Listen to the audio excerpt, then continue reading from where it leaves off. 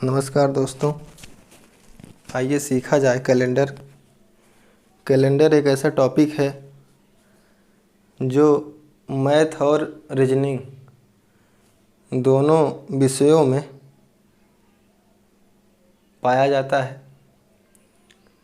Calendar एक ऐसा topic है जिससे आज तक के जितने भी वनडे एग्ज़ाम हुए हैं, कोई भी एग्ज़ाम हो, बड़ा से बड़ा, छोटा से छोटा, सभी एग्ज़ामों में कैलेंडर से 1, 2, 3 प्रश्न लगातार पूछे गए हैं। चाहे वो किसी कॉलेज के टेस्ट का पेपर हो या वनडे एग्ज़ाम का किसी का भी पेपर हो, कैलेंडर से निश्चित तौर पर प्रश्न पूछे ही जाते हैं। आसान भी होता है। अक्सर हम लोग इसमें अभ्यास नहीं करते हैं, जिसकी वजह से कुछ छोटे छोटे पॉइंट होते हैं जो दिमाग से निकल जाते हैं, भूल जाते हैं और सवालों को गलत करके चले आते हैं। कैलेंडर एक साल में 365 दिन होता है। आप कहेंगे इसमें नई बात क्या है? इसमें 52 सप्ताह और एक विषम दिन होता है, एक दिन होता है। 52 सप्ताह और एक दिन होता है। इसमें जो फरवरी का महीना होता है वो 28 दिन का होता है। और कभी कभी आप देखते होंगे कुछ साल जो है 366 दिन के भी होते हैं, जिसमें 52 सप्ताह और 2 दिन होता है। इसमें फरवरी का महीना जो है वो 29 दिन का होता है। सप्ताह में 7 दिन होते हैं। पहला दिन मंडे माना जाता है, दूसरा दिन ट्यूसडे माना जाता है, तीसरा वेडनेसडे, चौथा थर्सडे, पांचवा फ्राइडे, छठवां सैटरडे और सातवां संडे। और 0 या 0 को भी संडे माना जाता है। इसको हम इसलिए बता दिए, आगे आने वाले चैप्टर के सवालों में इनकी बहुत ज़्यादा उपयोगिता है। कदम कदम पर इनके साथ की आवश्यकता है, जिनको जानना बहुत ही आवश्यक है। आप कहेंगे कि लीप ईयर अगर मान लीजिए आ जाए तो पहचानेंगे कैसे कि लीप ईयर है कि नहीं है? लीप ईयर अगर कोई भी सन दिया हो, जैसे 2021 चल रहा है, 2021, कैसे जाने कि लीप ईयर है कि सामान्य?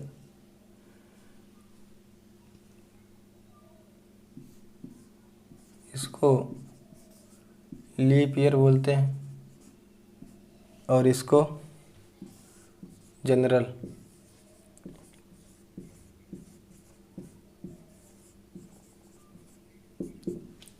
कैसे जाने कि लीप ईयर है कि नहीं?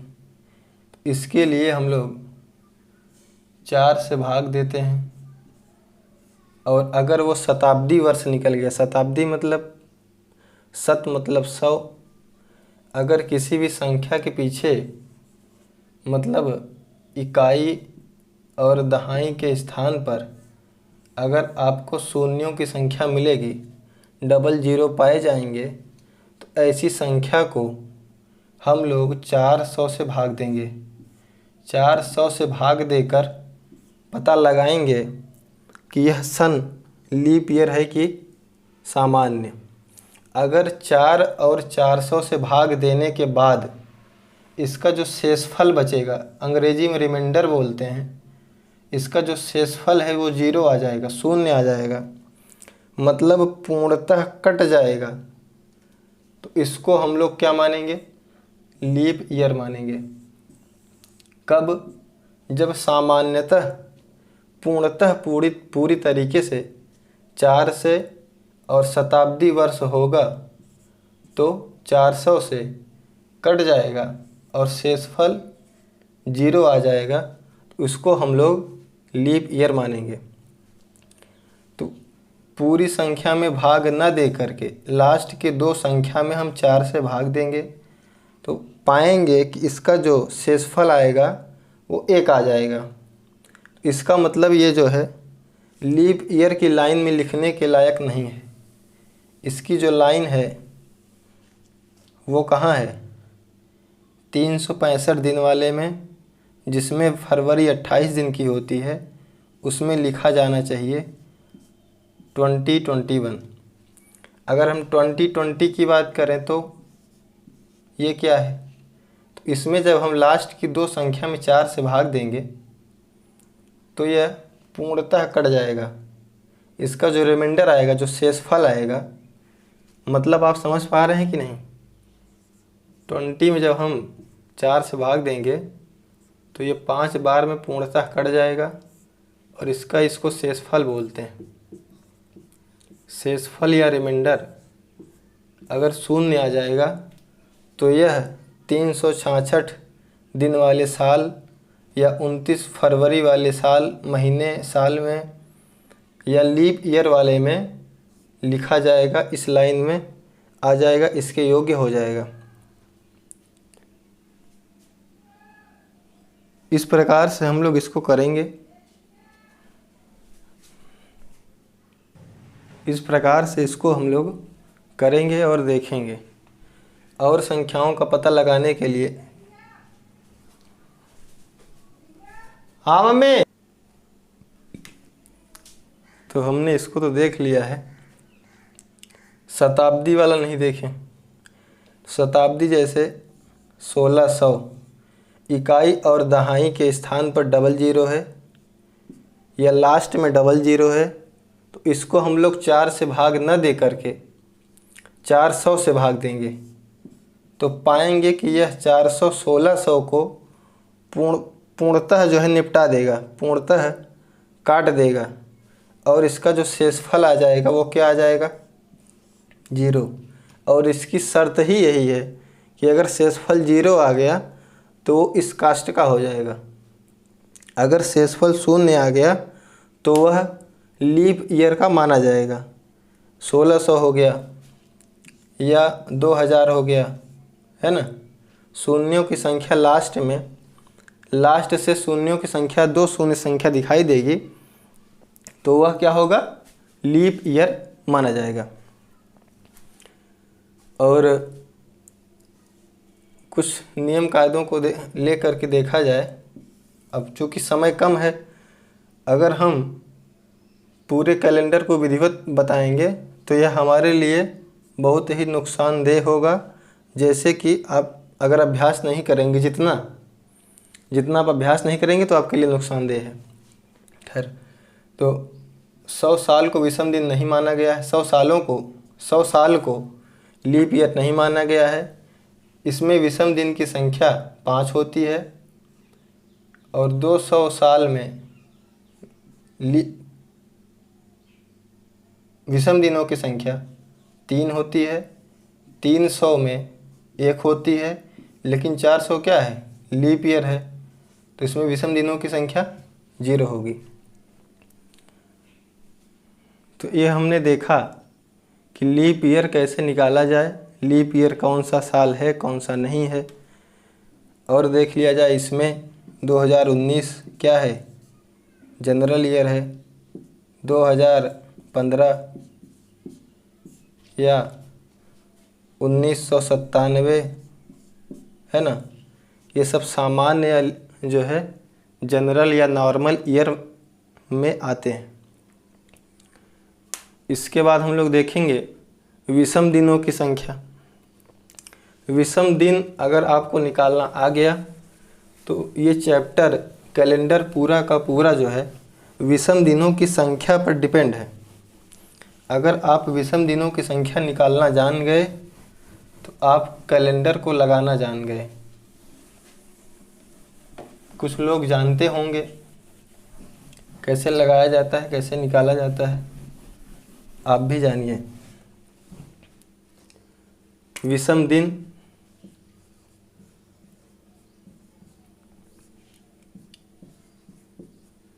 या अंग्रेजी में इसको जो है ऑड डे बोलते हैं, ऑड, है ना, ऑड डे।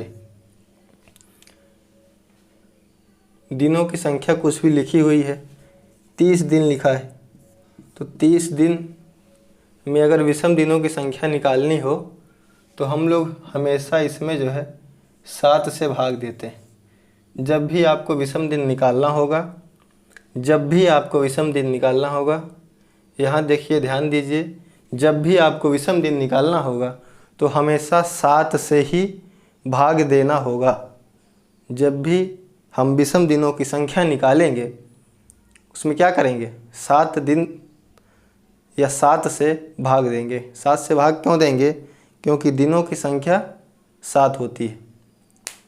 तो 7 दिन के बाद वाला जो दिन आएगा वो अगला दिन माना जाएगा। कैसे, जैसे 1 से 7 तक हमने आपको भी बताया, 1 का मंडे होता है, 2 का ट्यूसडे होता है, 3 Wednesday, 4 Thursday, 5 Friday, 6 Saturday, 7 Sunday. तो फिर जब आपकी संख्या 8 आ जाएगी तो 8 पर फिर से यही दिन रिपीट होने लगेगा। फिर से क्या हो जाएगा, मंडे। 9 आएगा तो फिर क्या हो जाएगा, ट्यूसडे।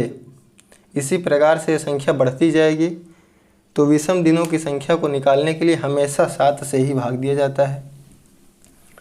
जैसे 30 दिन है, 30 दिन में विषम संख्या कितनी है, 7 से भाग देंगे। तो 7 से भाग देने के बाद जो शेषफल बचेगा, जो रिमाइंडर बचेगा, शेषफल को ही रिमाइंडर बोलते हैं अंग्रेजी में, कितना बचेगा, 7 चौक 28, 2 बचेगा। 7 से भाग देंगे 30 में, 28, 2 क्या बच गया, शेषफल। जो शेषफल बचेगा वही आपका क्या होगा, विषम दिन होगा। 50 दिनों में विषम दिनों की संख्या बताइए। 7 और 7 का गुणा करेंगे तो हो जाएगा 49। रिमाइंडर कितना आ गया, 1। 49 से 50। कुछ भी दिनों की संख्या हो, 56 हो जाए, अगर हम 56 को 7 से भाग दें तो 7 8 56, शेषफल की संख्या 0, और 0 या 7 आ जाए तो कौन सा दिन होता है, संडे। इस प्रकार से विषम दिनों की संख्या निकाली जाती है। उम्मीद है आप समझ गए होंगे। अगर आपसे पूछ लिया जाए कि 30 सालों में विषम दिनों की संख्या बताइए, 30 साल दिया हुआ है, 30 साल में विषम दिन पूछ रहा है, ऑड डे, विषम दिनों की संख्या बताइए। तो 30 साल में विषम दिन की संख्या को निकालने के लिए हम लोग पहले 4 से भाग देते हैं। क्यों, अभी कुछ देर पहले बताए थे। तो 4 से भाग देंगे तो जितना लीप ईयर आएगा उसको इसी में जोड़ देंगे। कितना आएगा लीप ईयर, 7 चौक 28। 4 साल ऐसे होंगे जो इसके लीप ईयर होंगे, जोड़ेंगे कितना आएगा, 34। फिर पूछा है कि विषम दिन बताइए, तो विषम दिन की संख्या को निकालने के लिए हम लोग क्या करते हैं, 7 से भाग देते हैं। तो 7 चौक 28, 28 6 34। 30 सालों में विषम दिन की संख्या 6 हो जाएगी। आप नहीं समझ पाए, फिर से समझिए। 50 सालों में विषम दिन की संख्या बताइए।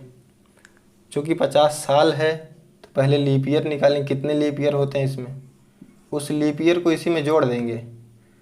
50 में जब हम लोग 4 से भाग देंगे तो कितना आएगा, 12, है ना। 12 को जोड़ देंगे इसी में, हो जाएगा कितना, 62। 62 में हम 7 से भाग देंगे। 7 से भाग क्यों देंगे, क्योंकि यह निकालना है ऑड डे। विषम दिन की संख्या को निकालने के लिए 7 ही से भाग दिया जाता है। 7 अट्ठे 56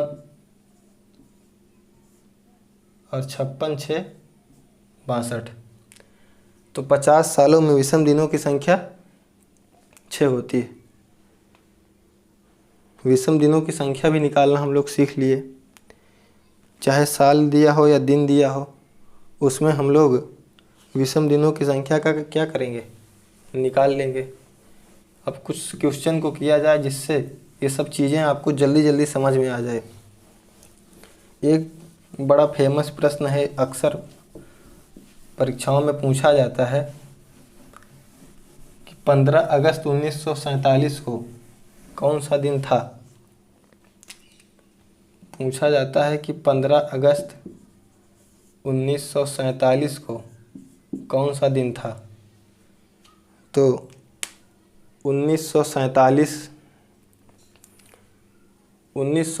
जो लिखा है, इसमें हम लोग पहले शताब्दी को अलग करते हैं। शताब्दी क्या हो जाएगा इसका, 1900 हो जाएगा। डबल जीरो, इसके नियर अबाउट में जहाँ डबल जीरो मिल जाएगा वही शताब्दी वर्ष है। ये 19 हो गया। उसके बाद हम लोग ध्यान दीजिएगा, हमेशा यही गलती हो जाती है, 47 को नहीं लिखेंगे। क्यों नहीं लिखेंगे? क्योंकि 47 के महीनों का विषम दिन हम लोग अलग से निकालते हैं, इसलिए 47 को न लिख करके हम लोग 46 लिखेंगे। फिर 46 के बाद दिनों की संख्या, तो जो महीनों का विषम दिन होता है, जैसा कि आप जानते हैं कि जनवरी में 31 दिन होता है, और 31 दिन में विषम दिन निकालने के लिए 7 से भाग देंगे तो 3 दिन विषम दिन मिलेगा। तो जनवरी का विषम दिन कितना, 3। और फरवरी जो है 1947 का है, तो लीप ईयर नहीं है। भाग दे के देख लीजिए।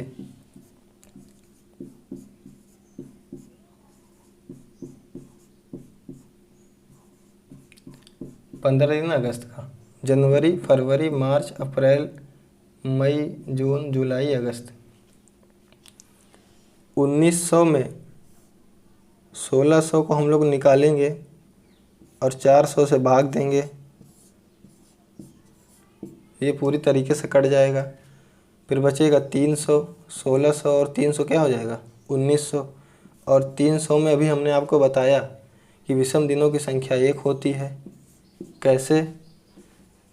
100 में 5, 200 में 3, 300 में 1 और 400 में 400 से हमने इसको काट दिया, बचा 300। विषम दिनों की संख्या 1।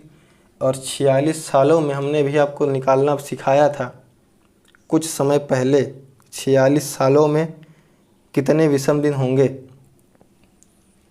कैसे निकाले थे आप?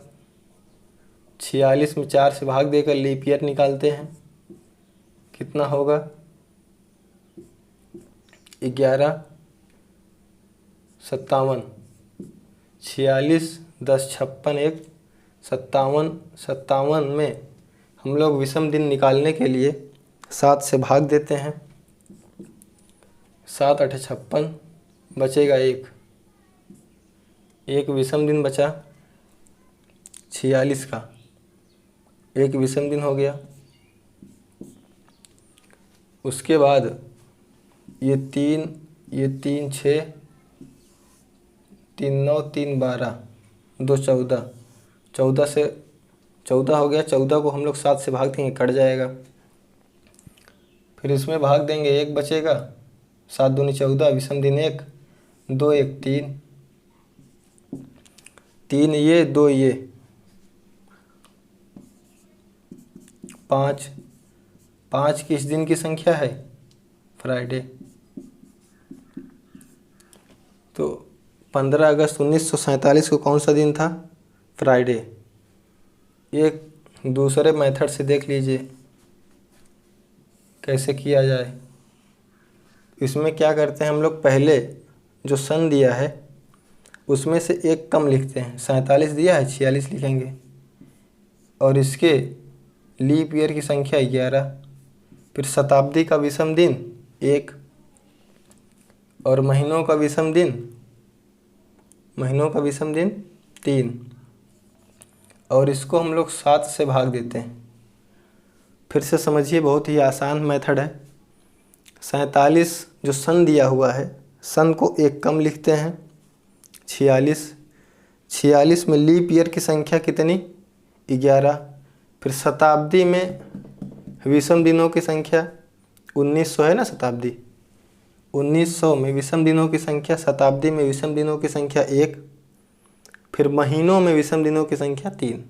सबको जोड़कर 7 से भाग दे देंगे, मतलब 46 और 4 50, 10, 60 एक 61/7। 61 में हम 7 से भाग देंगे, 7 8 56, 56 और 5 61। शेषफल कितना बच गया? 5। और 5 की विषम दिनों की संख्या फ्राइडे। दोनों मेथड से देख लीजिए आप, आपको पसंद आएगा। एक और निकाल लीजिए आप जल्दी से। 25 दिसंबर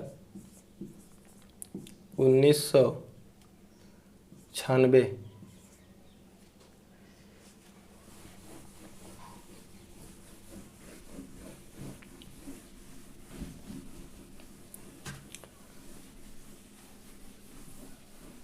दोनों मेथड से बता देंगे। जो सन लिखा हुआ है उससे एक कम लिखेंगे, या ये तो पहला मेथड है, तो 1995। फिर जनवरी से लेकर दिसंबर तक विषम दिनों की संख्या, जनवरी की 3 और 96 का फरवरी होगा तो इसलिए लीप ईयर है 96। 4 से भाग दे के देखिए, 16 कट जाएगा। 1 मार्च, अप्रैल, मई, जून, जुलाई, अगस्त 31 का महीना होता है। जुलाई, अगस्त, सितंबर, अक्टूबर, नवंबर, 1 2 3 4 5 6 7 8 9 10 11, 12वां महीना दिसंबर 25 का हम लोग विषम दिन वहीं से निकाल ले रहे हैं। 7 चौक 28, 7 त्रिक 21, 21 4 25, विषम दिनों की संख्या 4। कैसे? 25 में 7 से भाग देंगे, शेषफल की संख्या 4। 7 त्रिक 21 4। यहीं से निपटाते चले। 3 3 6 1 7 खत्म। 3 3 6 3 9 3 12 2 14 खत्म। 4 2 6 एक ले लिया इसमें से, 7 खत्म। बचा कितना? 3। 95 है, 1900 का विषम दिन 1, और 95 में विषम दिनों की संख्या कैसे निकालेंगे? 4 से भाग देंगे, 4 दूनी 8, एक हासिल जाएगा, 4 तिहाई 12, 5 3 8 9 2 11। विषम दिन निकालने के लिए 7 से भाग देंगे,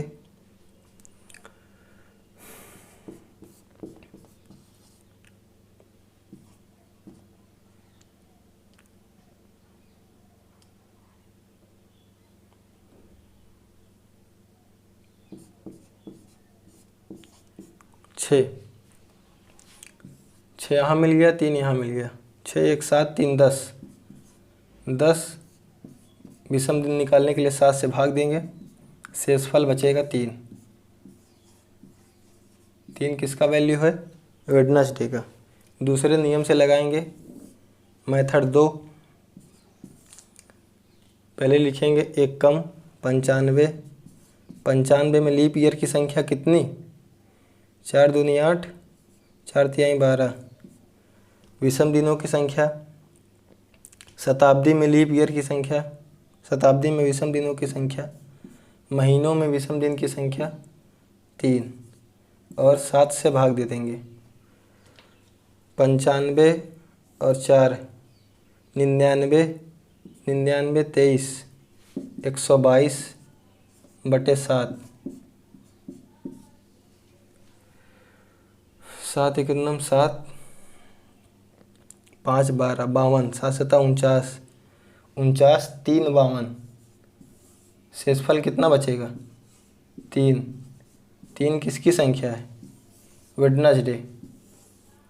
दोनों मेथड से आप लगा सकते हैं। आप सीख लिए होंगे कि इस प्रकार से कैसे निकाला जाए।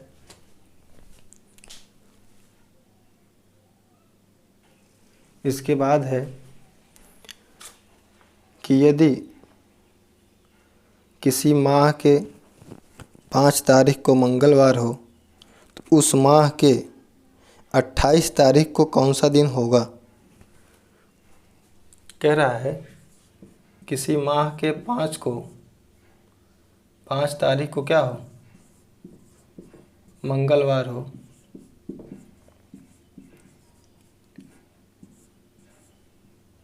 तो उसी माह के 28 तारीख को कौन सा दिन होगा। इस प्रकार के प्रश्नों में जो बड़ी संख्या है उससे हम लोग छोटी संख्या को घटाते हैं।